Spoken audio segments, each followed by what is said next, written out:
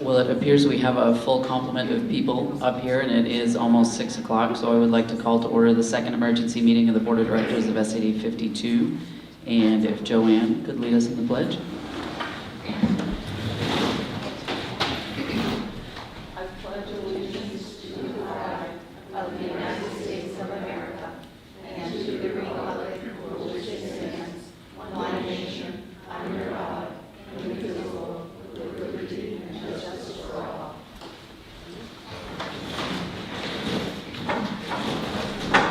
Thank you. That brings us to adjustments to the agenda. Kim.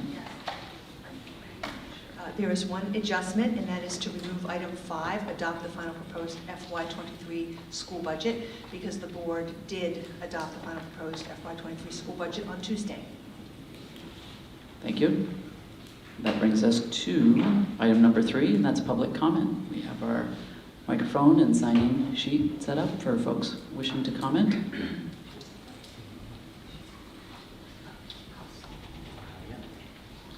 And in the interim here, I will review our public participation policy.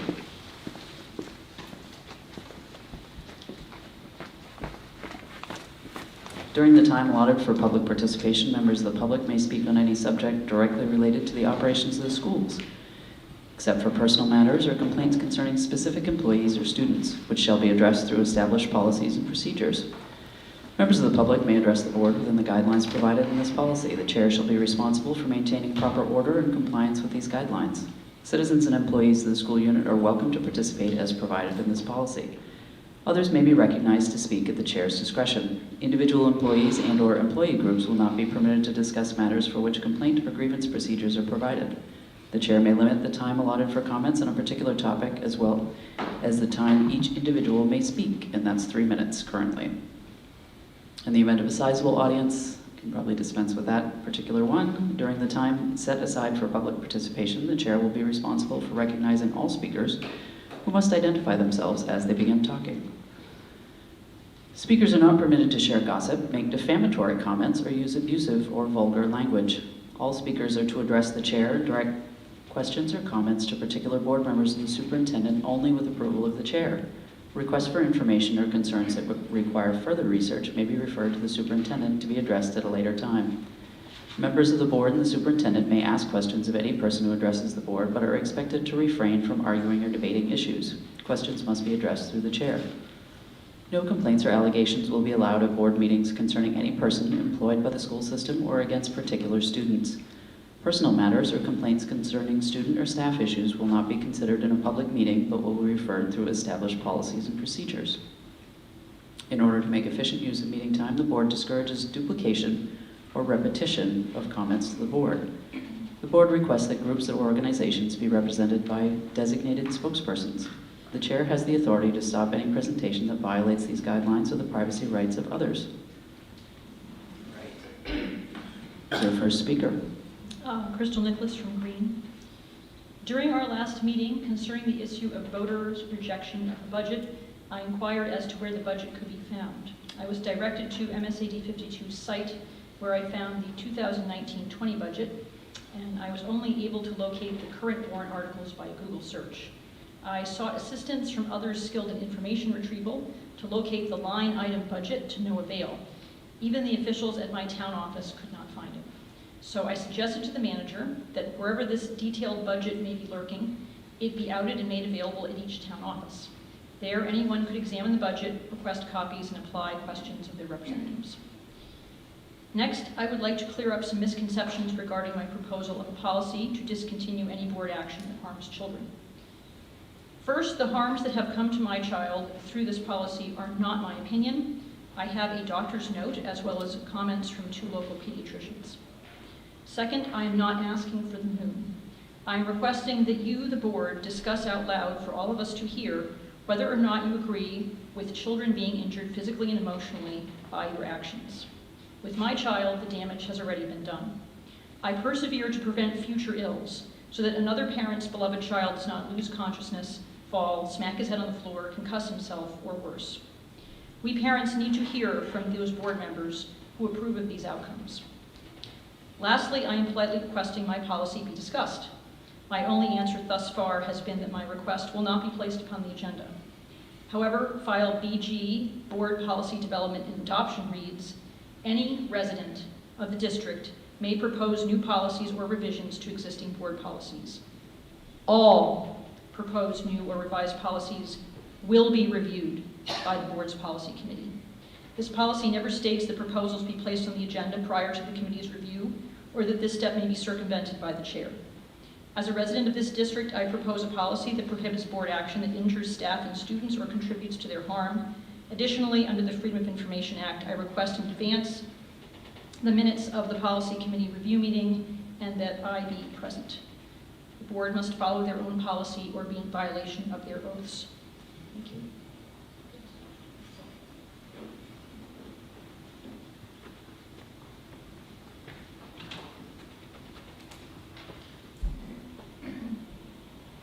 Jimmy Childs. I just would like to stress the fact that it would be nice to maybe in sometime near future to have some type of security presence in our district. These towns that have these shootings, they don't expect this stuff to happen, just like, you know, we don't really would expect it to happen here.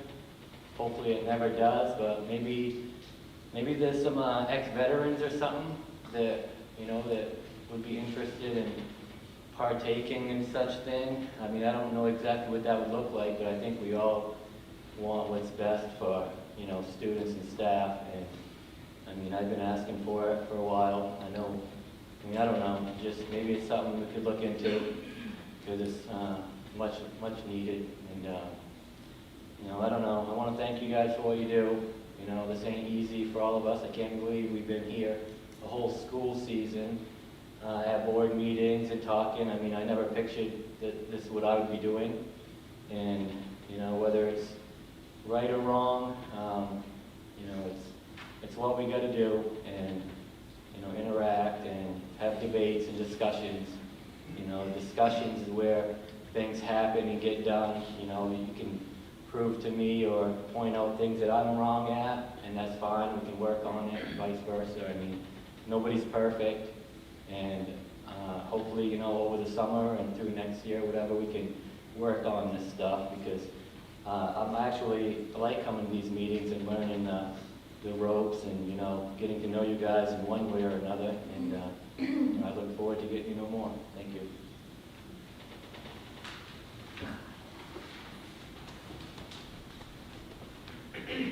Next.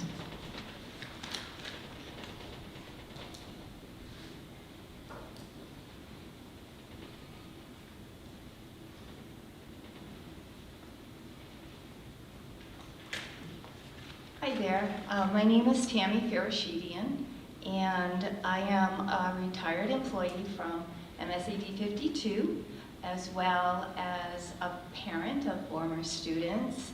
And I'm here to just bring up a couple of budget-related questions that I have. I'm not sure if this is the right time or place. I know that we had a meeting on Tuesday. I came in a little late and I missed the opportunity. But since then, I've had an opportunity to sit down with a few other folks in the community and to look more closely.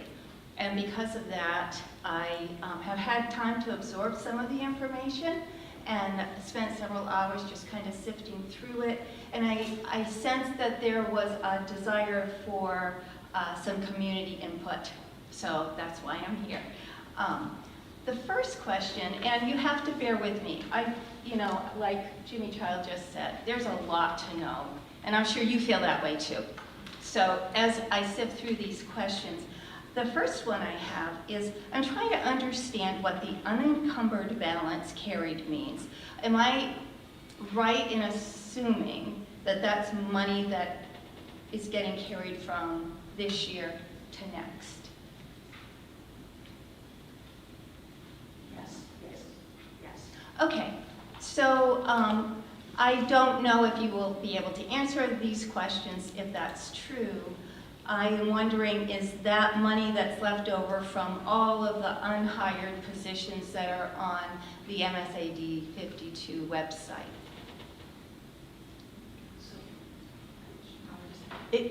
Unfilled positions can contribute to what is left in the budget at the end of any fiscal year, yes. Okay. Is that the only, are there any other big items that unencumbered money is there from?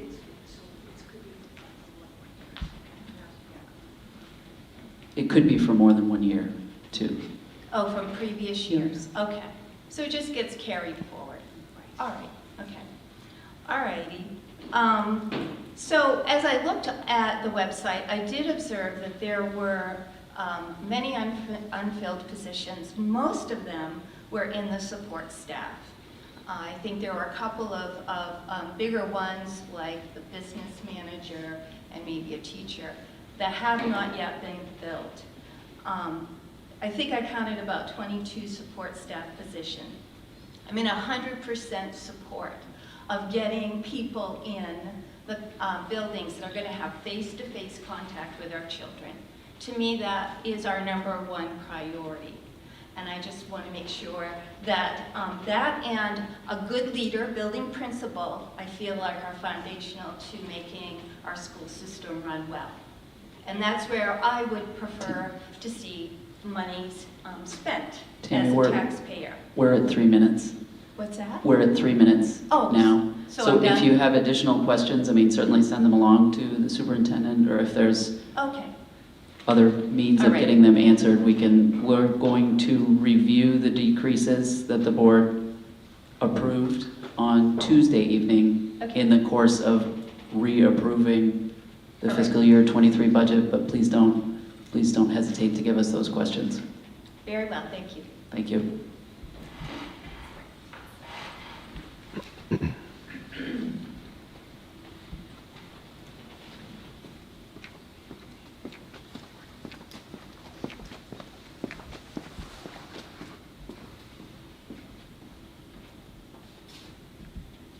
Okay, so my name is Kate.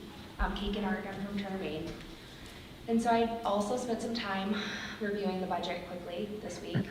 And first of all, I'd like to point out that there are several warrant articles on the school website that are misidentified. So for instance, Article 9 points to, or Article 8 points to a completely different article. Article 9 points to warrant Article 11. So there's several different discrepancies on what information is actually available to the public, as well as several accounting errors, which I'm sure that an internal audit could probably point out for you. One quickly is the total of the actual budgeted items in warrant 11 does not match the total on the first page. So in review of the budget, one thing that stood out to me, and I believe exceedingly represents some of the constituents' concerns about the school budget, is pretty well summed up with Article 14 Food Service Program, which has a $0 budget. I did some research, and of course, as you all know, that's because the state of Maine is funding a statewide free lunch program. But what that tells me is that our students' households find feeding students already an economic burden. So any increase in the school budget and our mill rate is an further economic burden on households that are already having a hard time feeding their students. So I looked at the USDA, and historically, 620 to 650 children in MSD 52 qualify for free school lunch or reduced lunch. And according to the Maine Department of Education, for 2020 through 2021 data, 28% roughly of our students are classified as economically disadvantaged households, and with 1% being homeless. And the Budget Committee has chosen, in reducing the impact to our mill rate, to cut, one of the main ones was school field trips. And we're looking at children in our district that are already socioeconomically disadvantaged. Some of these learning opportunities are the opportunities for these children to get out of Turner, Leeds, and Green. They may be some of their only opportunities. So I would implore you to take a look at perhaps Article 9, the Gator, the Yanmar tractor, the 2019 Ford truck, some of the capital items under warrant number Article 11, where we have budgeted almost 20 grand more than what was actually spent in year-to-year budgets. And to Tammy's point, there was almost $500,000 in unused funds that carried over. And I think that we should just, as we all have to tighten our home budgets, we're really just asking the school board to tighten the school budget. We don't want teacher salaries being cut. There's 20 positions that represent support positions that I think are already undervalued and under-recognized in our school district. And we just want to see teachers' salaries actually perhaps getting an increase. We just need to be fiscally responsible and look at ways and areas in which we already have excesses in the budget that aren't being addressed. So, thank you. Thank you. And actually, just to clarify a little bit, because I think we had some confusion as we were discussing on Tuesday evenings, the field trips were not an item that the board would agreed with you, Kate, and did not cut that item. She's walking behind now, but that was, the board agreed with you and did feel that field trips were something important to remain in the budget, so that was not. What was the propane tank and what was the rest of it? I missed that then. And actually, Superintendent Brand is going to run through those again in our next agenda item, just to remind everybody of what the items were that were removed to, again, reduce that. Those itemized lists available to the public as well. Right? Thank you.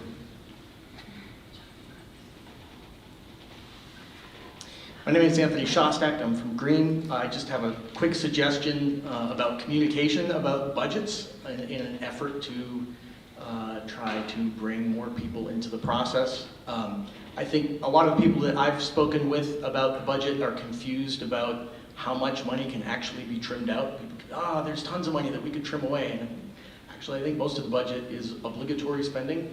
And it might just be really helpful to have that communicated very clearly in writing. These are things that we are obligated to pay. It's kind of non-negotiable. These are items that are discretionary, we would like to do, and then people can see that there's only this much that we can trim away. How much of that do we want to trim away? Because just because it's discretionary spending doesn't mean that it's fluff. There's a lot of discretionary spending that is actually incredibly valuable to students or to teachers. But this will present it in a way that people can very quickly get to the kernel of the information and help you guys get your job done. Thank you. Thank you. Always good to have suggestions on how we can communicate better. That's kind of an annual, ongoing topic. Anybody else for public comment? If not, that brings us to item 4, and that was a review of the decreases in the proposed fiscal year 23 budget, and I'll turn that over to Kim. And as a reminder, these are the items that the board discussed at our meeting on Tuesday and elected to go with a certain set of cuts from the original proposed budget versus additional past there. So on Tuesday, the board decided to make the following cuts from the FY23 proposed budget.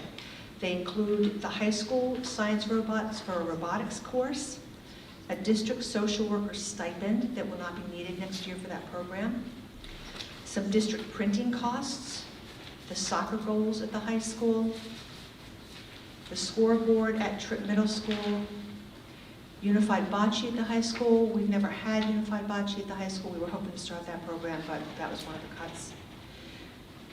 Cutting the kindergarten class from the NWEA testing. So kindergartners will not be tested with the NWEA testing. Stipends in system-wide improvement of instruction to move the superintendent's salary to actual. Office of the superintendent, some printing costs reduced there. For board other insurance, a slight decrease there. Office of the assistant superintendent supplies. The Green Central School principal tuition line.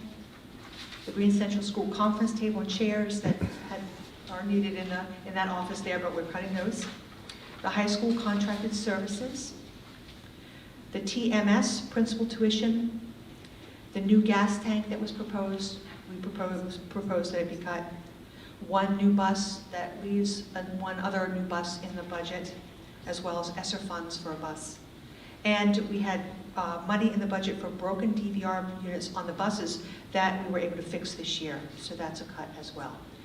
So the original FY23 budget had an overall tax impact of 2.81%. After these reductions, the overall tax impact is 1.99%.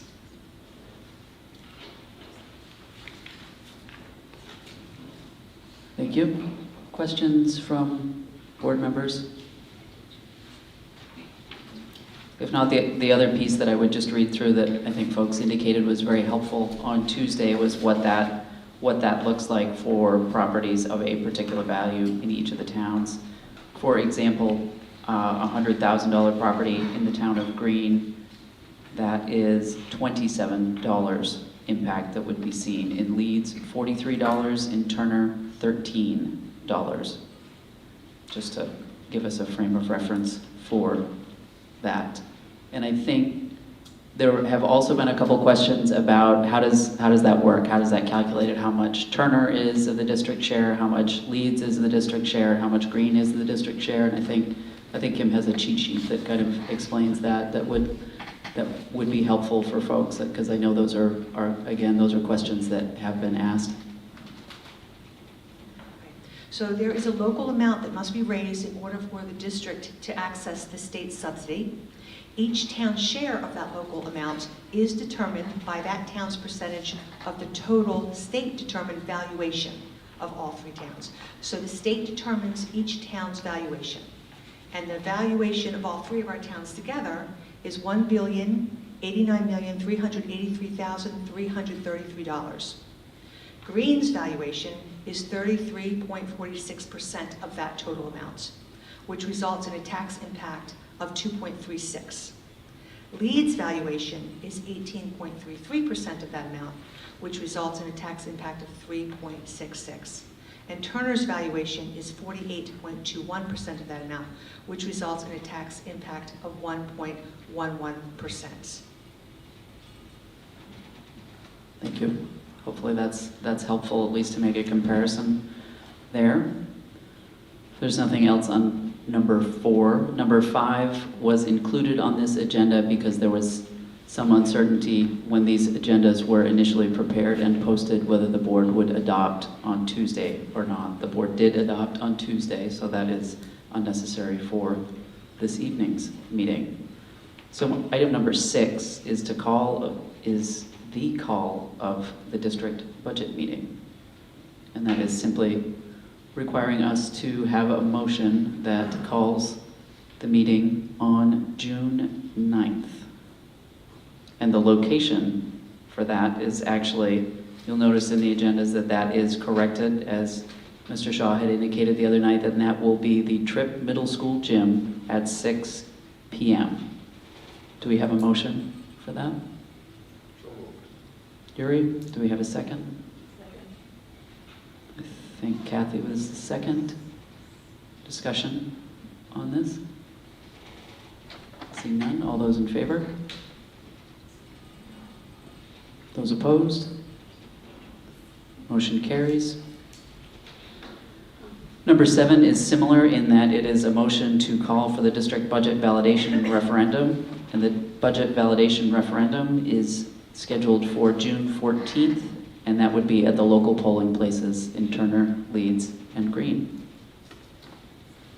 Do we have a motion for that one? I move to call the budget validation referendum on June 14th. Do we have a second? Kyle, thank you. Any discussion on this one? Seeing none, all those in favor? Those opposed? Unanimous? So the district budget validation referendum will be June 14th, 2022 at the local polling places, and that will piggyback that vote with voting that is already going on in those locations. Item number 8, authorization for the secretary of the district to complete the form of notice of amount adopted at the budget meeting. Do we have a motion for that?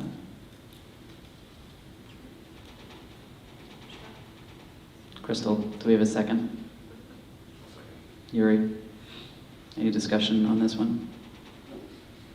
Seeing none, all those in favor? Unanimous? Item 9 is signatures of required budget documents, which is extremely exciting, but all board members do need to sign these, and these are the items that will be posted in the towns, so those will be posted tomorrow, so as to keep us in accordance with the various lengths of time that those need to be posted in the towns prior to the votes. Our other 2 agenda items simply restate those dates and times that we talked about in the call of the meetings, and I'll do that again as we're passing around for the signatures. Kim, do you want to send the signatures around? Yes. Thank you. Oh, I'm going to hand this over to Kim so she can explain so we don't have confusion amongst board members. There are 4 different copies that every single board member will sign. So I'll hand them all together at once and go. Excellent. Thank you. So I'm going to just set this down while everybody's signing. Jessica. So even during public comment, there's maybe something off with our website, and people are wondering whether they can actually have a good look at our current. Do we have an answer for them, or can we get an answer? Yeah, absolutely. So Kim. So each town does get a budget book with all of those lines. That happens in the beginning though, and there are changes that occur through the budget process along the way there. And then I would look to Dean because Dean helped get all of the budget documents up on the website, and I'm sure he'll be checking that tomorrow and make any necessary changes. Thank you. Thank you. Yes, there was a question? Did I understand correctly from Ms. Brandt that a line-by-line budget was presented to the towns and they should have it? Yes. Okay, well, we have a new manager recently, and maybe they're not familiar with it, but thank you. Yeah, Ms. Nicholas, I can call the town tomorrow to make sure. One booklet goes out to each, but as I said, it goes in the beginning of the process, so there could be some changes that the board made along the way. Right. But I'll call and confirm with Carol about that, and if not, we can get another one to her ASAP.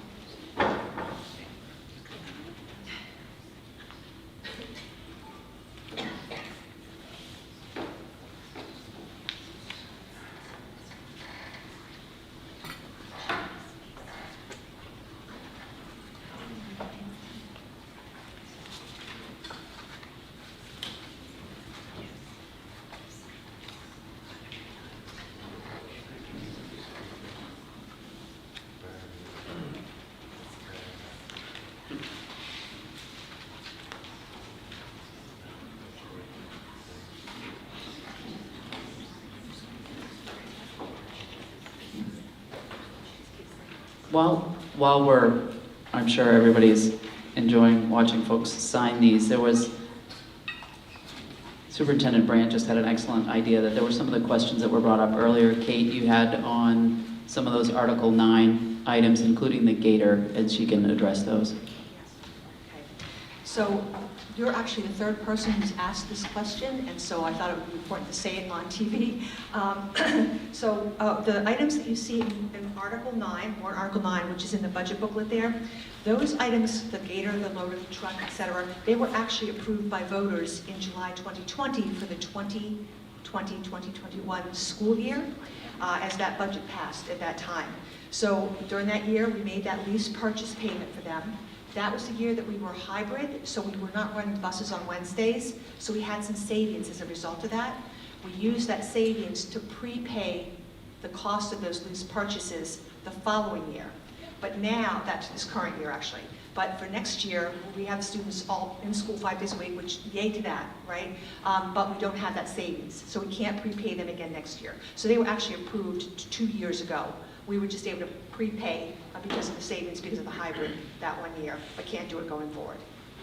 Can I ask one question about, Yes. like, for instance, the Gator? Is there a reason why we're going with like a name brand, John Deere Gator, versus like an easy cart, like a golf cart? Or for the tractor, did we purchase it local? Like, did we get a good deal? Like, I'm sure like Hood Equipment or, what's the equipment dealer that's doing tractors up on Ford?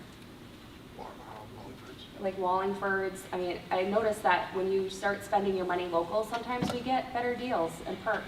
Yeah, you're absolutely correct. And that was our facilities and transportation director, who's not with the district anymore, but yes, he absolutely did have some pretty good conversations with local vendors on anything that was possible to purchase local, so you're right. Thank you.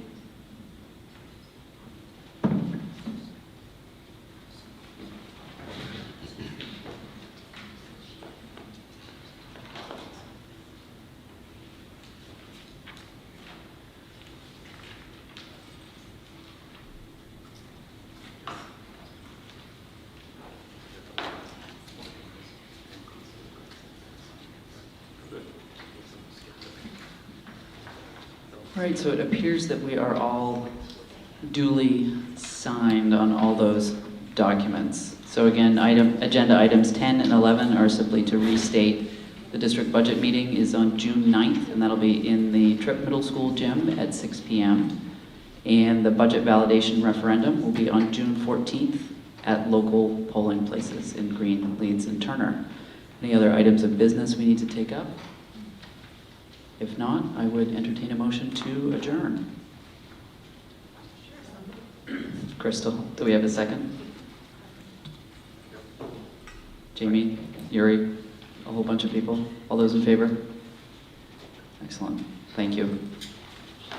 And thanks, folks, for joining us this evening. If there were other questions that weren't answered, certainly do either ask up here or send them along in an email.